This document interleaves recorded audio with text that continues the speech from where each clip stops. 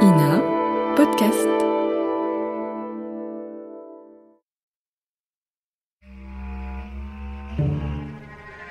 Affaire Guy Georges, épisode 4. Les aveux et l'instruction.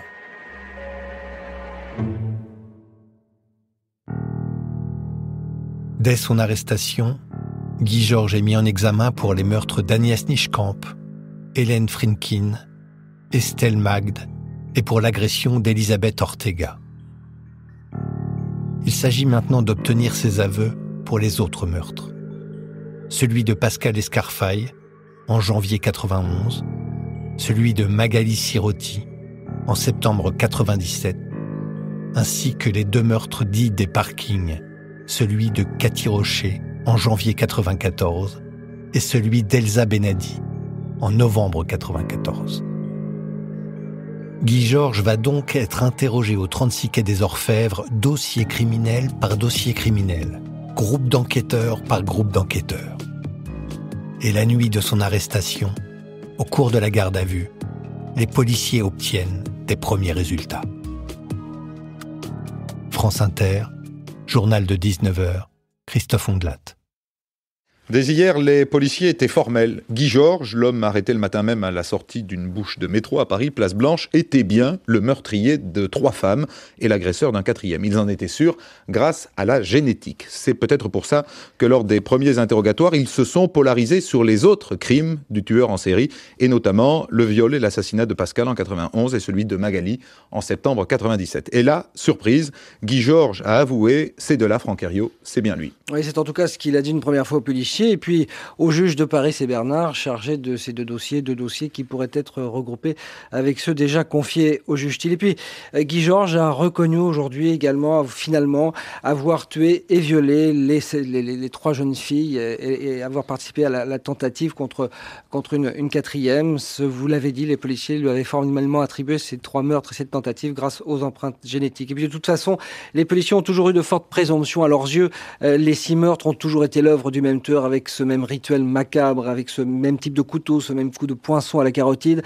cette même estafilade à la gorge de ces victimes qu'on a retrouvées à chaque fois les mains attachées dans le dos. Restent 2 autres meurtres à élucider sur lesquels les enquêteurs de la crime n'ont pas les mêmes certitudes. 2 meurtres commis de façon un peu différente dans des parkings souterrains en 94 à quelques semaines d'intervalle. Le premier meurtre sans empreinte ADN que Guy Georges avoue, le soir même de son arrestation, c'est celui de Pascal Escarfaille. Guy Georges raconte cette journée du 24 janvier 91. Dès son réveil, il sent une pulsion. Il sait qu'il va tuer avant la nuit. Il raconte comment, le soir, attablé à la terrasse couverte d'un café de Montparnasse, il voit passer une petite blonde, habillée tout en noir, en robe et collant sexy. Comment il flash sur elle, selon ses propres mots, paye sa consommation, se lève et la suit jusque chez elle, avant de s'engouffrer derrière elle dans son immeuble, de monter les escaliers 4 à 4, puis de la forcer à entrer chez elle sous la menace d'un couteau. Il raconte comment il la viole, avant de l'égorger avec son opinel. Il emporte ensuite tous les objets qu'il a touchés pour ne pas laisser de traces. Puis Guy Georges raconte à un autre enquêteur le viol et l'assassinat de Magali Sirotti.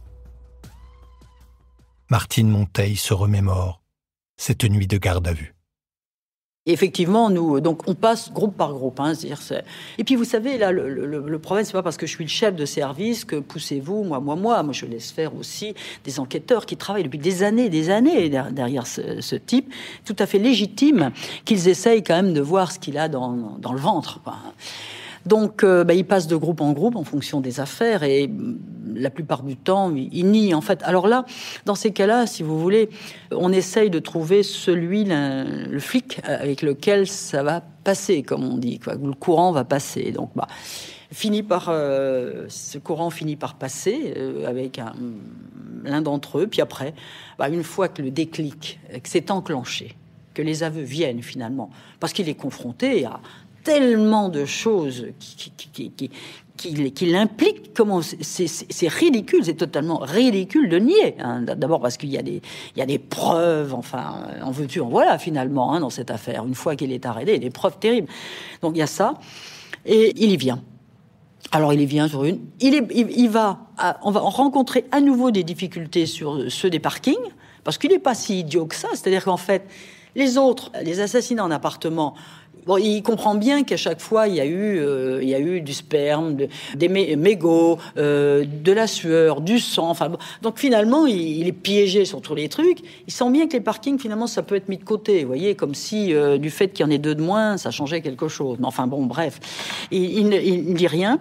Et là, il y aura le même travail, c'est-à-dire que jusqu'à ce qu'on trouve le policier qui arrivera quand même sur ces affaires-là, à le faire parler. Donc en fait, à la finale, nous, on récupère tous les aveux. Et là, ça m'a fait penser à cette affaire d'étrangleur que j'avais eue il y a longtemps. C'est-à-dire qu'on est dans crime à connotation sexuelle, donc quelque chose de très intimiste. Et ces gens-là, en définitive, je dis pas se vantent, mais quand même quelque part, qu'est-ce qu'ils racontent comme détail là-dessus, vous voyez ? Et là, en fait, ils racontent vraiment comment la machine à tuer qu'il est se met en route. Et ça, c'est... Alors c'est pour ça, on dit, oh oui, l'aveu n'est plus la reine des preuves. C'est vrai que la preuve scientifique, elle a pris toute sa place. Mais quand même, pour des assises, quand vous avez le tueur qui vous raconte comment, à partir d'une fille qu'il voit passer dans la rue, il est, entre guillemets, séduit, et qu'il est attiré, et que cette attraction, il la suit, la fille. Et au lieu de faire comme un homme normal, c'est-à-dire de l'inviter à boire un verre ou une chose comme ça, en fait, il la suit jusqu'à ensuite, à pas de loup, comme ça, derrière elle, mettre le pied dans la porte et hop, rentrer derrière elle dans l'immeuble, la suivre dans les escaliers. Et il vous dit, c'est écrit dans les PV, et il l'assume, je sais que je vais la tuer. Donc, en fait, le plaisir est un plaisir morbide. C'est-à-dire que c'est pas l'attraction sexuelle banale, leur plaisir à eux.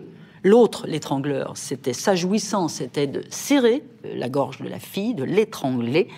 Et lui, c'était de la tuer de cette façon rituelle comme il les tuait, quoi. Guy Georges a donc très vite avoué les 3 meurtres dits des appartements pour lesquels il y avait de l'ADN.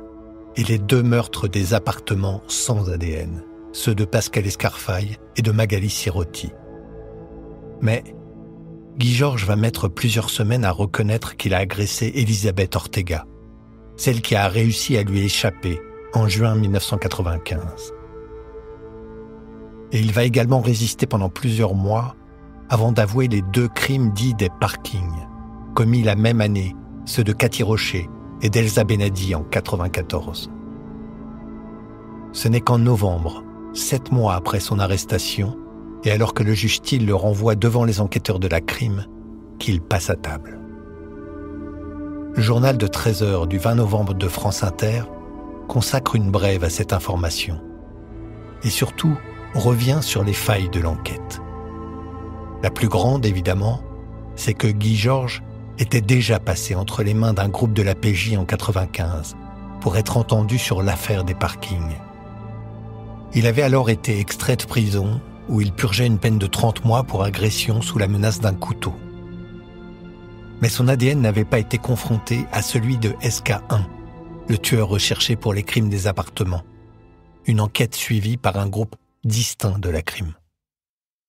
Guy Georges, le tueur en série de l'Est parisien, a avoué le meurtre de 7 femmes entre 1991 et 1997. Il vient d'être mis en examen pour 2 de ces assassinats en 1994. Il les avait niés jusqu'à présent, mais les enquêteurs le soupçonnaient depuis longtemps. Leur difficulté était que la façon dont le meurtrier a agi dans ces 2 cas n'avait rien à voir avec les autres assassinats de jeunes femmes. Cependant, Lionel Thompson, les policiers reconnaissent aujourd'hui avoir commis une erreur au cours de leur enquête. l'enquête.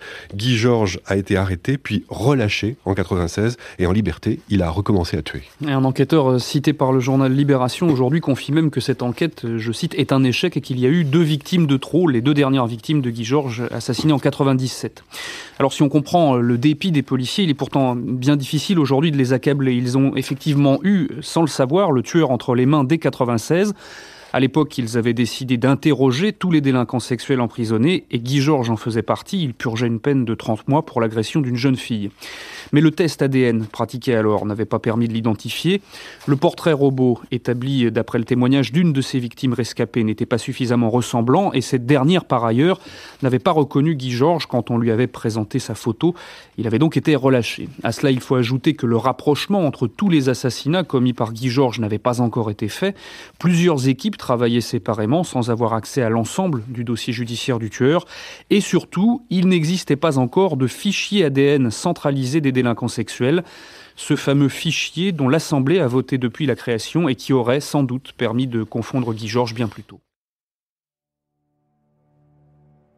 Effectivement, comme le dit Lionel Thompson, l'arrestation de Guy Georges a joué un rôle majeur dans la création du FNAEG, Fichier national automatisé des empreintes génétiques, le 17 juin 1998. Or, si tout un chacun peut comprendre l'intérêt d'un tel fichier pour la résolution d'affaires de crimes en série, la création de ce fichier suscite alors beaucoup d'inquiétudes. Le journal de 13h de France 2, du 5 juin 1998, s'en fait l'écho. Le Parlement a définitivement adopté hier le projet de loi sur la prévention de la délinquance sexuelle, un texte qui prévoit notamment la création d'un fichier national des empreintes génétiques pour tous ceux condamnés pour agression sur mineurs. Pascal Doucet-Bon, Philippe Visserias. Si un fichier national avait existé, l'identité de Guy Georges, le tueur en série de l'Est parisien, aurait été connue très vite et ses victimes probablement épargnées. Car l'empreinte génétique de Guy Georges aurait été conservée puisqu'il avait déjà été condamné pour viol. En France, la future banque de données sera confiée à un magistrat. Elle ne concernera que les personnes condamnées pour agression sexuelle sur mineurs. Ce n'est que plus tard, après examen, que la mesure sera étendue aux violeurs de victimes adultes. Les États-Unis et la Grande-Bretagne ont déjà leurs fichiers, mais de chaque côté de l'Atlantique, l'utilisation judiciaire ou politique de l'ADN fait peur. Welcome to Gattaca. Bienvenue à Gattaca, la ville de l'ADN tout-puissant. Ce film décrit un monde où les naissances sont contrôlées, où chacun est prédestiné socialement par son patrimoine génétique, connu des autorités. Le moindre cheveu prélevé dénonce immédiatement son propriétaire, ses maladies, ses défauts. Un cauchemar. Le professeur Christian Doutremepuich, médecin agréé pour les analyses génétiques. L'ADN contient toutes les informations de la personne et qu'il faut donc être très vigilant, très prudent. Ces réserves, Frédéric Bredin dit les avoir entendues. Le rapporteur du projet de loi a fixé des limites très strictes au futur fichier. Ça sera pour l'enquête, pour le bien fondé de l'enquête, une comparaison. Et une fois que la comparaison aura été faite, eh bien, il y aura destruction des empreintes de tous ceux qui sont innocents. Pas de fichage systématique. Les États-Unis et la Grande-Bretagne l'ont prouvé, les fichiers génétiques de criminels donnent d'excellents résultats, mais au bout de plusieurs années. En France, il faudra donc être patient, le temps de nourrir la banque de données. L'instruction menée par le juge Gilbert Thiel se poursuit au cours de l'année 99. Entre 2 auditions, Guy Georges fait du sport et écrit à ses amis.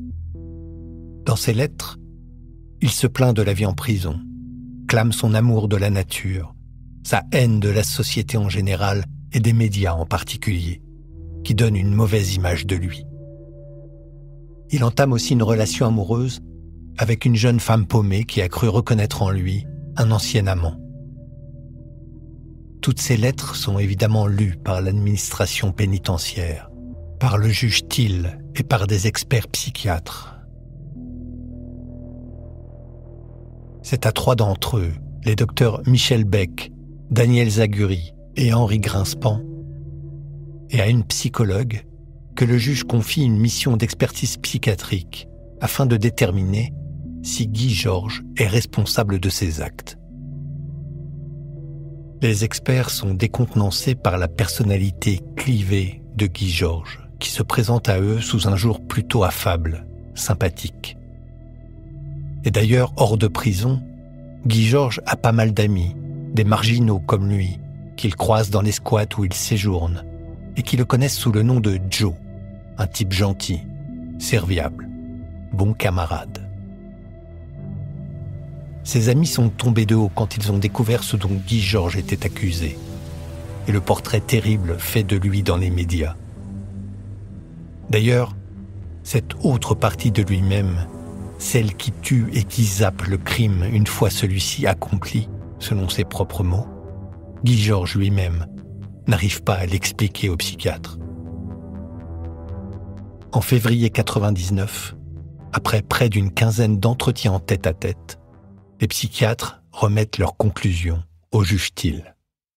Guy Georges, celui qu'on appelle le tueur de l'Est parisien, n'est pas fou. Les experts, psychiatres et psychologues ont remis leur rapport le 16 février dernier. Ils disent que l'homme qui est mis en examen pour 7 meurtres et 4 agressions sexuelles est un psychopathe, un pervers, qu'il est très dangereux, certainement incurable. C'est un vrai prédateur, mais il est finalement responsable de ses actes. Concrètement, cela signifie que ce tueur en série ne relève pas de l'internement et qu'il devrait être jugé. Le procès pourrait se tenir dans les premiers mois de l'an 2000, Franck Herriot. Guy Georges ne parle plus, il ne répond plus aux questions que lui pose le juge Thiel, qui l'a entendu à plusieurs reprises fin février. De toute façon, explique-t-il au magistrat, j'ai déjà répondu à toutes ces questions. Qu'est-ce que vous voulez que je vous dise ? Et quand le juge lui soumet des photos prises sur les lieux des crimes, il tourne la tête. Il dit ne pas supporter la vue du sang. Qui est Guy Georges ? Pour les experts, pas de doute, c'est un psychopathe extrêmement dangereux, un pervers responsable de ses actes. Il ne souffrait d'aucun trouble psychique et n'était sous l'emprise d'aucune drogue, d'aucun alcool. Au moment de commettre ses actes, il a toujours fait preuve de présence d'esprit, sachant au besoin se protéger en cas de menace. Ses victimes, il ne s'en souvient pas, comme s'il ne les avait jamais vues, gommées de sa mémoire. Il veut bien reconnaître des vêtements, un appartement, des objets, mais ses victimes ne sont que des choses sans identité, seulement nécessaires à la réalisation de ses pulsions meurtrières. Il les a tuées sans haine, froidement, en éprouvant un sentiment de puissance. C'est un vrai tueur en série, un monstre, il le sait. Il sait qu'il vaut mieux pour lui, pour les autres, qu'il reste en prison. Est-il incurable ? Les experts en sont convaincus. Qui est Guy Georges ? Le sait-il lui-même ? Dans ses lettres, il se morfond sur la misère du monde, l'injustice, les inégalités. Il aimerait, écrit-il, il aimerait avoir un jour des enfants. La conclusion des experts psychiatres, c'est que Guy Georges n'est pas un psychotique agissant sous le coup du délire. C'est un tueur en série organisé, un psychopathe incurable. Il est responsable de ses actes. Et en conséquence, il peut être jugé. Au cours de l'instruction, Guy Georges va se refermer comme une huître. Il en veut surtout à son juge d'instruction, le juge Thiel, qui le confronte à d'anciennes affaires d'agression et le rabroue sans cesse. Et il s'en veut aussi d'avoir avoué les meurtres, ceux des appartements, puis ceux des parkings. À partir du printemps 99, Guy Georges s'enferme dans le mutisme. Le juge Gilbert Thiel boucle le dossier d'instruction et le renvoie devant la cour d'assises. À cette occasion, il reçoit les familles des victimes, qui avaient jusque-là, à leur grand désarroi, été tenues à l'écart de la procédure. Journal de 19h de Philippe Abitboul, sur France Inter, le 2 octobre 1999. Le procès de Guy Georges, le tueur en série de l'Est parisien, aura lieu dans une douzaine de mois. Entre 1991 et 1997, Guy Georges aura perpétré 7 viols et meurtres de jeunes femmes, mais aussi une tentative d'assassinat et plusieurs agressions sexuelles. Aujourd'hui, au palais de justice de Paris, Gilbert Thiel, le juge d'instruction, a reçu les familles des victimes pour leur annoncer la clôture de l'instruction. Jusqu'à présent, les proches des victimes avaient été tenus à l'écart de cette enquête. L'entrevue a été très dure pour ces familles, car le juge Thiel a tenu le langage de la vérité et de la transparence. Aucun détail macabre n'a été éludé. Les avocats eux-mêmes sont sortis émus. Marc Hébert-Suffren, l'avocat de la famille de l'une des victimes, au micro de Fabienne Sintès. Ça vous passez 2 heures à avoir l'envie de vomir qui vous monte de partout, hein, ça, c'est certain. C'est pas seulement de l'émotion, c'est insupportable. Hein. On sait très bien que quand on aura ce procès-là devant soi, ça va être insupportable. Mais il a pris les formes. Hein. Il a pris les formes, il s'est pas étendu sur les faits. Il a rappelé les faits à chaque fois de façon assez brève. Il a tout exposé. Silence total. 2 heures de silence absolu. Moi, je suis venu avec une personne qui avait une attente très précise. C'était comprendre pourquoi certaines choses n'avaient pas été mieux faites. Et là, on comprend parfaitement. Il a associé les familles des victimes à la compréhension de ce que fait le système judiciaire dans une situation comme celle-là.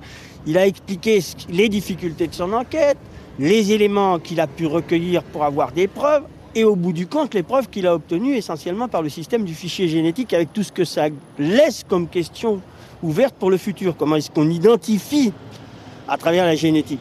Puis il a laissé entendre que le procès viendrait au rythme normal au début de l'année 2001 probablement.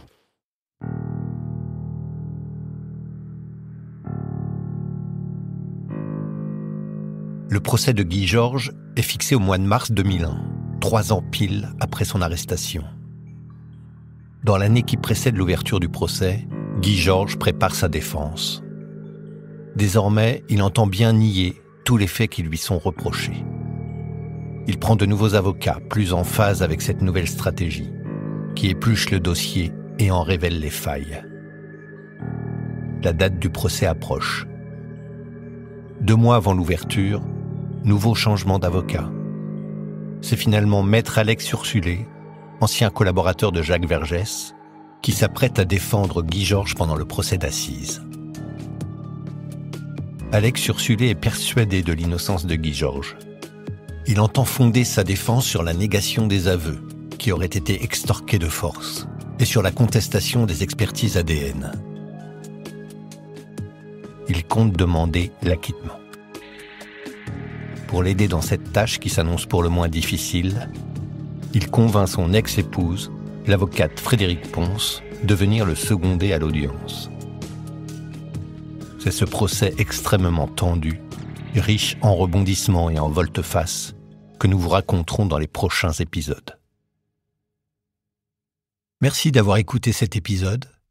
L'affaire Guy Georges se poursuit chaque jeudi à midi dans le podcast Les Archives du crime. Abonnez-vous pour ne rater aucun épisode. Rendez-vous sur votre plateforme d'écoute préférée et sur podcast.ina.fr.